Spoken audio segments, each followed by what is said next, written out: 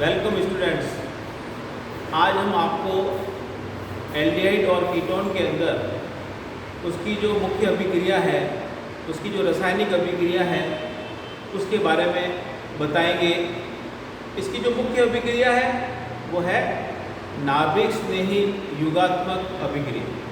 ठीक है, तो अधिकांश जो कार्बोनिल समूह वाले यौगिक होते हैं, जैसे मुख्य तो इसमें हो गए एल्डिहाइड और कीटोन है ही है, और एल्डिहाइड और कीटोन के अलावा भी क्या हो सकते हैं, जैसे एसिड होता है, एसिड हैलाइड होता है, एस्टर होता है, एमाइड होता है। तो ये में भी कार्बोनिल समूह तो है, और इन सभी यौगिकों में कहीं न कहीं नाभिक स्नेही युगात्मक अभिक्रिया होती है। तो ये तो हम जानते हैं कि युगात्मक अभिक्रिया किसे कहते हैं, छोटी कक्षाओं में हमने पढ़ा है। युगात्मक अभिक्रिया से हमें क्या मतलब निकाला जा सकता है, एडिशन रिएक्शन। पहली बात तो ये कि जिसमें असंतृप्तता है, यानी डबल बॉन्ड है, ट्रिपल बॉन्ड है, उन यौगिकों के अंदर एडिशन रिएक्शन संभव है। और एडिशन रिएक्शन में क्या होता है कि एक पाई बंध जो है वो टूट जाता है, एक स्टेप जो होगा, एक पद जो होगा युगात्मक अभिक्रिया का, उसमें एक पाई बॉन्ड टूट जाता है और दो नए सिग्मा बंध बनते हैं। ठीक है, एक तो पाई बंध टूट गया और क्या बने, फिर दो नए सिग्मा बॉन्ड बनते हैं। उसका मतलब क्या हुआ कि इसमें जो असंतृप्तता है वो रिमूव हो जाती है ना। तो डबल बॉन्ड है तो सिंगल बॉन्ड हो जाएगा, और ट्रिपल बॉन्ड है तो डबल बॉन्ड हो जाएगा। तो एक पाई बंध टूटता है एक पद के अंदर। तो युगात्मक अभिक्रिया जिसमें पाई बंध टूटे और दो नए सिग्मा बंध बने, यानी जुड़ गया कोई और। ठीक है ना, जुड़ गया ना, एक दो नए बंध बनने का मतलब एक नया जुड़ा कोई, एडिशन हो गया उसका। तो it is the addition reaction. अब नाभिक स्नेही युगात्मक अभिक्रिया, इस टर्म को थोड़ा अपन को समझना है।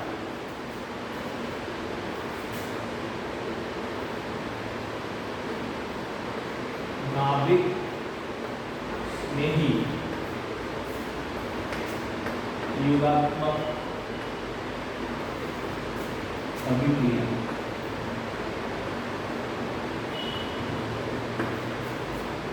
दो प्रकार के अभिकर्मक होते हैं। किसी अभिक्रिया को प्रारंभ करने के लिए किसकी आवश्यकता होती है, अभिकर्मक की। अभिकर्मक आक्रमण करता है ना। रासायनिक अभिक्रिया क्या है, इसमें कोई न कोई अभिकर्मक जो होता है वो आश्रय अणु के साथ अभिक्रिया करता है, सबस्ट्रेट और रिएजेंट। तो there are two type of the reagent. एक तो क्या होता है न्यूक्लियोफाइल्स, नाभिक स्नेही उसको बोलते हैं, और एक होते हैं इलेक्ट्रोफाइल्स। इलेक्ट्रोफाइल्स का मतलब है जो इलेक्ट्रॉन स्नेही है। तो जो नाभिक स्नेही है, जैसा कि नाम है, जो नाभिक को क्या करते हैं, स्नेह करते हैं। नाभिक को स्नेह करते हैं अर्थात कहाँ आकर्षित होते हैं, नाभिक की ओर आकर्षित होते हैं। हम जानते हैं नाभिक के ऊपर पॉजिटिव चार्ज है। इसका मतलब क्या हुआ कि ये पॉजिटिव चार्ज के ऊपर आकर्षित होकर बॉन्ड बनाने का टेंडेंसी उनकी होती है, प्रयास करते हैं। तो ये कैसे होने चाहिए, नाभिक के पास क्या होता है, इलेक्ट्रॉन की कमी होती है। नाभिक पे धनावेश है, तो धनावेश पे कौन आकर्षित होगा, जिसके पास क्या होना चाहिए, इलेक्ट्रॉन हो, जो कैसे हो, इलेक्ट्रॉन रिच हो, जिसके ऊपर क्या आवेश है, नेगेटिव चार्ज है। तो ऐसे अभिकर्मक जिनके ऊपर क्या है, नेगेटिव चार्ज है या तो, और नेगेटिव चार्ज नहीं है तो क्या है, एडिशनल इलेक्ट्रॉन्स हैं उसके पास, they are the electron donator. वो इलेक्ट्रॉन देने वाले होने चाहिए उनके पास, they are electron rich, electron उनके पास है। तो जिनके पास इलेक्ट्रॉन है वो क्या करेंगे, किसकी ओर आकर्षित होंगे, नाभिक की तरह आकर्षित होंगे। इसलिए उनका नाम क्या है, नाभिक स्नेही। तो सामान्य तौर पर तो इसको इस प्रकार से प्रदर्शित किया जाता है, न्यूक्लियोफाइल Nu और नेगेटिव चार्ज। नेगेटिव चार्ज नहीं है, it can be represented by this symbol Lu and there is a additional electron pair। तो ऐसी योगात्मक अभिक्रिया, ऐसी योगात्मक अभिक्रिया जिसमें पहला आटा किसका होना चाहिए, नाभिक स्नेही का जुड़ा हो। पहला कौन जुड़े? नाभिक स्नेही जुड़ता हो, उस अभिक्रिया को हम कहेंगे नाभिक स्नेही योगात्मक अभिक्रिया। ठीक है, तो जो कार्बोनिल कंपाउंड्स हैं उनमें जो मुख्य अभिक्रिया, और भी अभिक्रिया होती है, लेकिन उसकी जो पहचान है, उसकी जो कैरेक्टरिस्टिक रिएक्शंस है वो कौन सी है? That is the nucleophilic addition reaction. ये हमेशा ध्यान रखना आपने को कि कार्बोनिल ग्रुप कंटेनिंग जो कंपाउंड्स हैं उनकी जो पहचान वाली अभिक्रिया है, उनकी जो अभिलाक्षणिक अभिक्रिया है वो है नाभिक स्नेही योगात्मक अभिक्रिया। कैसे होती है ये अभिक्रिया, इसको हम आपको बता रहे हैं। तो ये इसकी क्रिया विधि हम देखेंगे। जैसे कार्बोनिल समूह तो कौन सा है?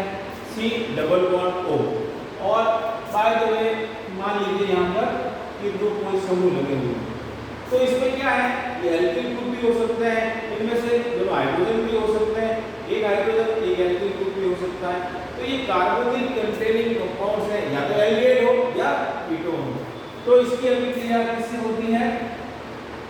किसी ऐसे अभिकर्मक से होती है इसमें क्या हो? नाभिक स्नेही हो।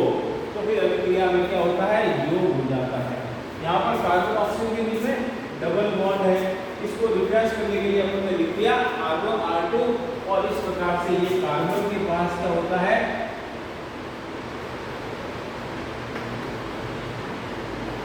ये अभिक्रिया है।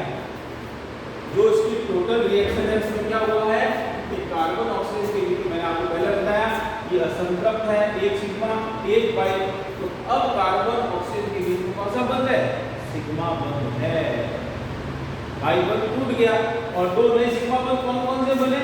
एक तो कार्बन न्यूक्लियोफाइल के बीच में और एक ऑक्सीजन और हाइड्रोजन के बीच में। एक पाई बंध टूट गया, दो नए सिग्मा बंध बन गए। इसका मतलब ये क्या हुआ? एडिशन रिएक्शन, और न्यूक्लियोफाइल पहले जुड़ता है, इसलिए इसको बोलते हैं नाभिक स्नेही योगात्मक अभिक्रिया। इसकी मैकेनिज्म हम देखें कि नाभिक स्नेही पहले क्यों जुड़ता है, क्या कारण है? क्योंकि देखिए ये कार्बोनिल आपका समूह, कार्बोनिल समूह, और ये सिग्मा ये पाई। अब कार्बन और ऑक्सीजन इन दोनों में से इलेक्ट्रोनेगेटिविटी ऑक्सीजन की ज्यादा है, इसलिए जो इलेक्ट्रॉन है वो कहाँ खींचे हुए रहते हैं? ऑक्सीजन के पास खींचे हुए रहते हैं, और इसलिए ये सहसंयोजक बंध कैसा कहलाता है? Polar covalent bond. कैसा है ये? पोलर कोवेलेंट बॉन्ड है। ये पोलर कोवेलेंट बॉन्ड होने से यहाँ पर क्या हो गया है? ऑक्सीजन के पास आंशिक नेगेटिव चार्ज रहता है हमेशा, कोई ट्रांसफर नहीं हुआ है, इलेक्ट्रॉन ट्रांसफर तो है नहीं, इलेक्ट्रॉन तो कार्बन ऑक्सीजन के बीच में ही है, इन दोनों के बंध बने हुए हैं, लेकिन टेंडेंसी इलेक्ट्रॉन की कहाँ रहती है? ऑक्सीजन के पास। इसलिए जो इलेक्ट्रॉन का डेंसिटी का अधिकांश भाग है वो कहाँ रहता है? वो ऑक्सीजन के चारों ओर रहता है। इसलिए हमने क्या कहा? Oxygen is a partial negative in this case. Carbonyl समूह के अंदर कार्बन तो कैसा होगा? आंशिक रूप से धनात्मक, ऑक्सीजन कैसा हो गया? आंशिक रूप से ऋणात्मक। तो ये जो धनात्मक पोजीशन कार्बन पर आती है, ये जो पॉजिटिव चार्ज आता है, ये नाभिक स्नेही को आकर्षित करता है आक्रमण के लिए। नाभिक स्नेही को ये क्या करेगा? आकर्षित करेगा, और नाभिक स्नेही यहाँ जुड़ जाएगा। अब आप कहेंगे कि साहब देखो पॉजिटिव और नेगेटिव दो सेंटर है, तो यहाँ क्यों नहीं जुड़ता है इलेक्ट्रोफाइल आके? क्योंकि यहाँ इलेक्ट्रोफाइल भी तो आ सकता है, नेगेटिव चार्ज है, आप ऑक्सीजन के पास क्या नेगेटिव चार्ज है। लेकिन हम ये देखते हैं यहाँ पर कि ये जो पोजीशन है ये फेवरेबल है। ये पोजीशन कैसी है? स्टेबल है। क्यों है स्टेबल? क्योंकि इलेक्ट्रॉन कहाँ पे आ रहे हैं? ऑक्सीजन के पास आ रहे हैं, और ऑक्सीजन के पास आने से क्या हुआ है? इसकी विद्युत ऋणता चूंकि ज्यादा है, तो ऑक्सीजन इसको क्या कर सकता है? स्टेबलाइज कर सकता है, रख सकता है, इसकी पावर है। ऑक्सीजन को क्या है? पावर है, इतनी उसकी क्षमता है कि वो इलेक्ट्रॉन को अपने पास रख सकता है। That's why it is a stable condition, and hence first attack of nucleophile towards the carbon takes place, इसलिए नाभिक श्रेणी जो है कार्बन से जुड़ गई। सामान्यतः दो पदों में ये अभिक्रिया होती है, इसकी मैकेनिज्म हम देखें।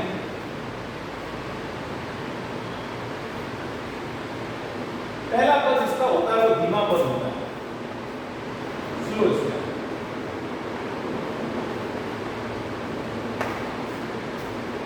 और स्लो स्टेप के अंदर क्या होता है, न्यूक्लियोफाइल का अटैक होता है। फर्स्ट स्टेप है, उसको बोलते हैं स्लो स्टेप। फर्स्ट स्टेप पहला पद, और कैसा है ये, धीमा पद है, स्लो स्टेप। और ये हम जानते हैं कि हमेशा किसी भी अभिक्रिया के अंदर यदि एक से अधिक पद होते हैं तो जो अभिक्रिया का वेग है, जो अभिक्रिया की जो रेट है, वो किस पे डिपेंड करती है, वो डिपेंड करती है slowest step of among all steps. जितने सारे स्टेप्स हैं उन सब में सबसे धीमा पद जो होगा अभिक्रिया का वेग उससे निर्धारित होगा, उसको बोलते हैं रेट डिटरमाइनिंग स्टेप। तो रेट डिटरमाइनिंग स्टेप कौन सा हुआ, द स्लोएस्ट स्टेप। तो ये यहाँ पर क्या है, न्यूक्लियोफाइल का जो अटैक होता है वो कैसा है, स्लोएस्ट स्टेप है, इसलिए इस स्टेप को क्या बोलते हैं, रेट डिटरमाइनिंग स्टेप। अब यहाँ पर जो ये न्यूक्लियोफाइल है ये किस पे अटैक करेगा, कार्बन पे, क्योंकि हम देख रहे हैं यहाँ पर कार्बन कैसा है, ये पॉजिटिवली चार्ज हो गया, ये नेगेटिवली चार्ज है, आंशिक पॉजिटिवली है, आंशिक नेगेटिवली है। तो यहाँ कार्बन इलेक्ट्रॉन डेफिशिएंट है इस पोजीशन के अंदर, पोलर कोवैलेंट होने के कारण। तो इलेक्ट्रॉन डेफिशिएंट होने से न्यूक्लियोफाइल क्या करेगा, इस पे अटैक करेगा। अब एक खास बात देखने की ये है कि न्यूक्लियोफाइल जो है कार्बन के ऊपर से भी अटैक कर सकता है, नीचे से, दोनों जो डायरेक्शन है उसके लिए अवेलेबल है। ऐसा क्यों है, क्योंकि कार्बन और ऑक्सीजन के बीच में डबल बॉन्ड है, और ये मॉलिक्यूल कैसा है, ये प्लेनर मॉलिक्यूल है, sp2 संतुलित अवस्था में है, sp2 हाइब्रिड पोजीशन में है। That's why it is a planar geometry and the nucleophile attacks both the sides. तो यहाँ पर जब ये अटैक हो रहा है तो फिर इस प्रकार से ऑक्सीजन तो ऋणावेश रह गया, न्यूक्लियोफाइल कार्बन से जुड़ गया, और ये एक संक्रमण अवस्था बनती है।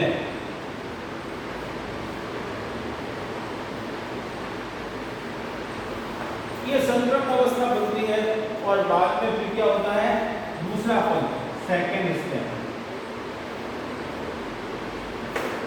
ये फास्ट है। और यहाँ पर क्या होता है कि ये जो संक्रमण अवस्था है ये अस्थायी है, तो प्रोटॉन को एब्स्ट्रैक्ट कर लेती है सॉल्वेंट से, विलायक में यदि जो प्रोटॉन उपस्थित है तो वहां पर ये क्या करेगी, प्रोटॉन को एब्स्ट्रैक्ट करने से उसका ऑक्सीजन पे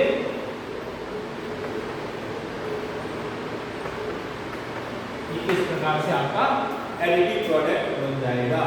तो यहाँ पर हम देखते हैं सभी कार्बोनिल कंटेनिंग कंपाउंड, चाहे वो एल्डिहाइड है चाहे कीटोन है, उसकी जो मुख्य अभिक्रिया कौन सी है, नाभिक स्नेही युगात्मक अभिक्रिया। और उसमें क्या होता है, पहला पद धीमा पद है, उसमें नाभिक स्नेही आक्रमण करता है, संक्रमण अवस्था बनती है, और बाद में सॉल्वेंट में से प्रोटॉन का अपहरण करके, और यहाँ पर क्या बनता है, ये नया एडिटिव प्रोडक्ट बनता है।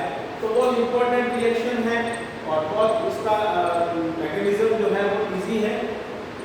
तो अब हम ये देखते हैं कि ऐसे कौन कौन से कारक हैं, और किन कारकों के द्वारा किन परिस्थितियों में ये अभिक्रिया कम या ज्यादा हो सकती है। कहने का मतलब है इसकी जो स्पीड है या इसकी जो क्या कह सकते हैं सुविधा है, वो किसमें ज्यादा है, किसमें कम है, ये इम्पोर्टेंट फैक्ट है।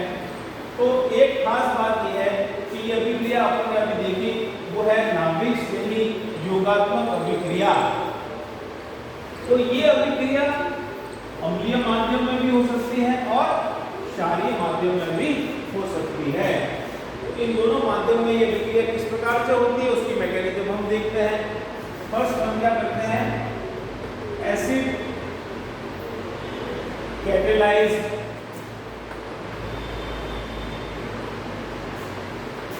न्यूक्लियोफिलिक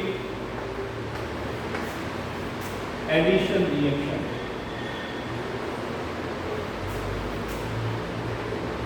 अम्लीय माध्यम में ये अभिक्रिया कैसे होती है।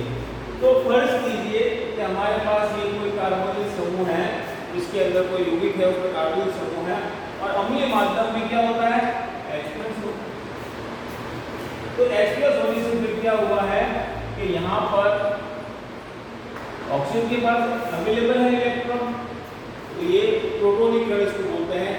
इसका क्या हो जाता है, प्रोटोनेशन हो जाता है, और प्रोटोनेशन होने से ऑक्सीजन पे कौन सा आ गया, धन आवेश आ गया, और धन आवेश आने के कारण फिर क्या हुआ है यहाँ पर, क्योंकि धन आवेश तो रहेगा नहीं ऑक्सीजन के पास, तो ऑक्सीजन के पास तो धन आवेश नहीं रहेगा, तो प्रोटोनेशन से जो ऑक्सीजन में धन आवेश आ गया है, तो ऑक्सीजन इलेक्ट्रॉन डेफिशिएंट हो गया है, उसको इलेक्ट्रॉन चाहिए, तो आसपास के कहीं सहसंयोजक बंध से अगर इलेक्ट्रॉन अवेलेबल है तो वहां से वो खींच लेता है, तो विड्रॉ कर लेता है, तो फिर कार्बोनियम आयन बनता है। कार्बन पे पॉजिटिव चार्ज, तो क्या बन गया ये कार्बोनियम आयन। तो अब यहाँ पर जितना ज्यादा अम्लीय माध्यम होगा उतना ही कार्बन पे क्या होगा, डेवलपमेंट ऑफ पॉजिटिव चार्ज। और न्यूक्लियोफिलिक एडिशन रिएक्शन के लिए जो न्यूक्लियोफाइल को अटैक करना है, इसका मतलब क्या होना चाहिए, कार्बन पे धनावेश की मात्रा ज्यादा होनी चाहिए। जितना कार्बन के ऊपर डेवलपमेंट होगा पॉजिटिव चार्ज का, उतनी ही अभिक्रिया की गति बढ़ेगी। अभिक्रिया कैसे होगी, फेवरेबल कंडीशन होगी। So that's why the acid medium carbon becomes the more positive, that is the carbocation or we can say carbonium ion develops.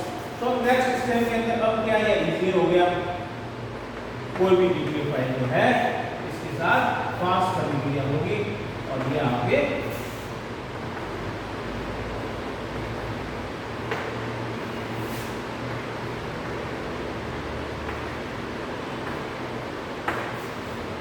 तो ये अम्लीय माध्यम के अंदर भी अभिक्रिया तेजी से हो जाती है। नेक्स्ट हम क्या देखते हैं, बेस कैटालाइज्ड। यदि क्षारीय माध्यम में अभिक्रिया तो भी नाभिक से युग्मक अभिक्रिया फास्ट होती है। वो कैसे होती है,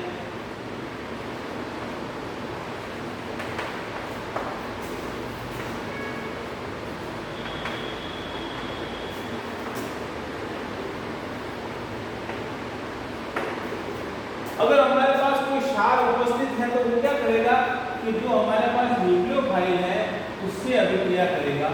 कोई भी हमारे पास बेस है तो यहाँ पर एक न्यूक्लियोफाइल का डेवलपमेंट फास्ट होगा, तो क्षारीय माध्यम उपस्थित होने से क्या होगा, इसकी न्यूक्लियोफिलिसिटी बढ़ जाती है, नाभिक स्थिरता बढ़ जाती है, आसानी से न्यूक्लियोफाइल हमको मिल जाएगा, और न्यूक्लियोफाइल मिलने से क्या होगा, उसका अटैक फास्ट होगा। तो जब बेस कैटालाइज्ड एडिशन रिएक्शन होती है उस समय अभिकर्मक की नाभिक स्थिरता को वो बढ़ा देता है, न्यूक्लियोफिलिसिटी को बढ़ा देता है, और ये न्यूक्लियोफाइल भी क्या है यहाँ पर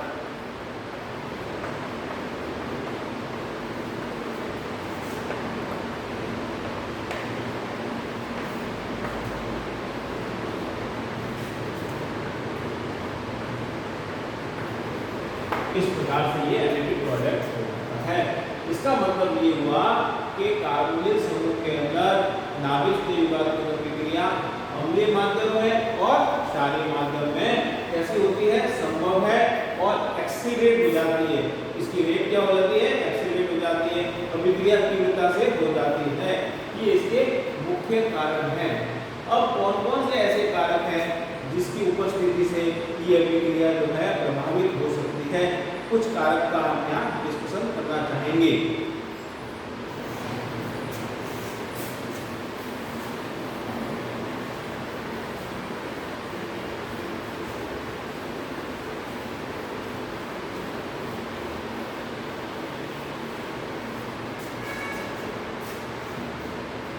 नाभिक से युग्मक अभिक्रिया को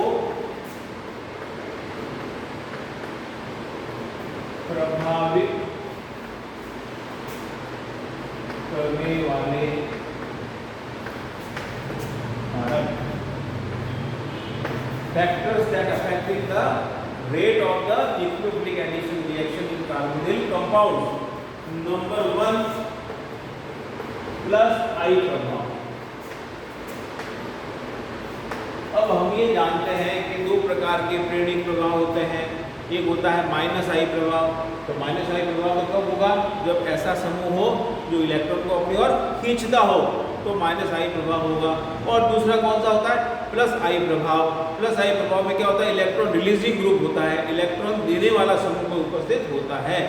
तो अब हम ये समझ गए हैं कि नाभिक स्नेह योगात्मक अभिक्रिया के अंदर इंपॉर्टेंट बात क्या है? कार्बन के ऊपर आया हुआ धनावेश, कार्बन के ऊपर पॉजिटिव चार्ज का डेवलपमेंट, वो जितना ज़्यादा आसान से होगा, जितना अधिक पॉजिटिव चार्ज होगा, न्यूक्लियोफिलिक एडिशन रिएक्शन की अभिक्रिया की जो गति है, वेग है, वो ज़्यादा होगी। अब प्लस आई प्रभाव वाला कोई समूह यदि लग गया कार्बोनिल समूह के साथ, तो वो तो क्या करेगा? इलेक्ट्रॉन को देगा, कार्बन को, इलेक्ट्रॉन को पुश करेगा। तो जब इलेक्ट्रॉन कार्बन की तरफ आना शुरू होंगे, तब क्या हो जाएगा? कार्बन की जो पॉजिटिविटी है, जो development of the positive charge carbon पे हुआ है, वो क्या हो जाएगा? डिमिनिशेस होता लग जाएगा, कम होता जाएगा। और जैसे कार्बन पे धनावेश यदि कम हो जाएगा, तो फिर नाभिक स्नेह वहां पर आक्रमण नहीं करेगा। तो कहने का मतलब ये है कि प्लस आई प्रभाव वाला कोई समूह यदि कार्बोनिल समूह के पास है, तो वहां पर नाभिक स्नेही योगात्मक अभिक्रिया की जो दर है वो कम हो जाती है। ठीक है, प्लस आई प्रभाव क्या करता है? इसकी रेट को कम कर देता है। फॉर एग्जाम्पल, जैसे यहाँ पर है, ये है फॉर्मूलेल्डिहाइड,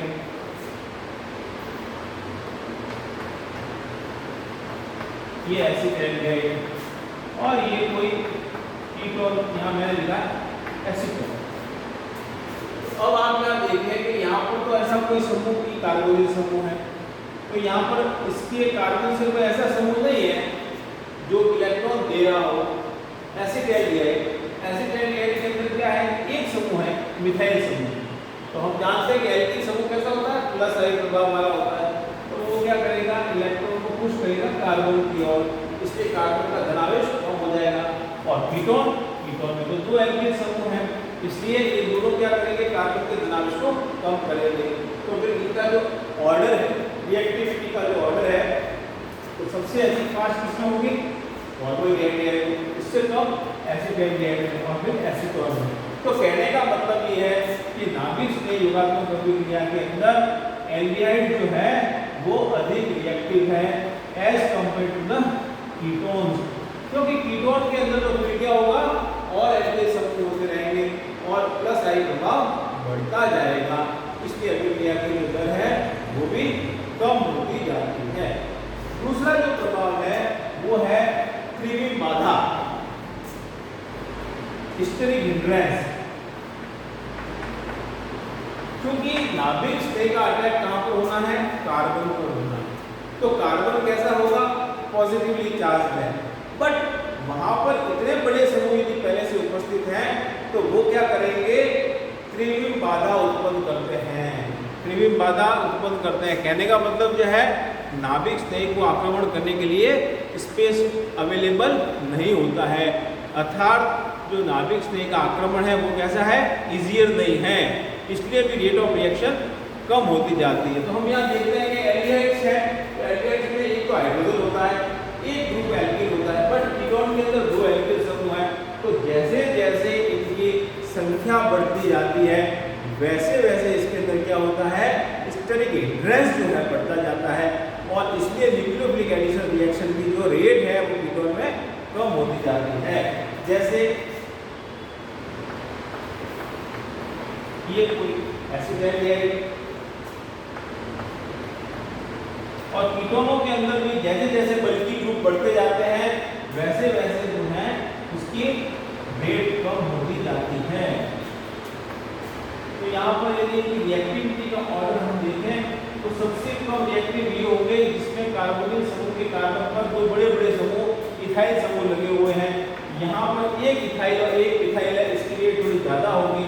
यहाँ पर दोनों मिथाइल ग्रुप है, तो ये जो है ज़्यादा रेट होगी इसकी। और यहाँ पर क्या है? केवल एक ही एल्किल समूह है, तो ये जो इनका decreasing order of reactivity of the nucleophilic addition reaction in aldehydes and ketones. तो इन दोनों से ये कंक्लूजन निकलता है कि साधारणतः चाहे हिस्टेरिक हिंड्रेंस कह दो या प्लस आई प्रभाव कह दो, इन दोनों के कारण ही कीटोन के अंदर नाभिक स्नेह योगात्मक अभिक्रिया मंद होती है, धीमी और प्रभाव है जिसको हम डिस्कशन कल करेंगे। जैसे -I प्रभाव यदि उपस्थित है तो -I प्रभाव होने से क्या होता है, प्लस एरोमेटिक एल्डिहाइड और कीटोन्स जो हैं उनमें किस प्रकार से हम और देख सकते हैं कि इसमें रिएक्टिविटी का क्या रहेगा। तो इतना आप देखें। All the best, thank you very much.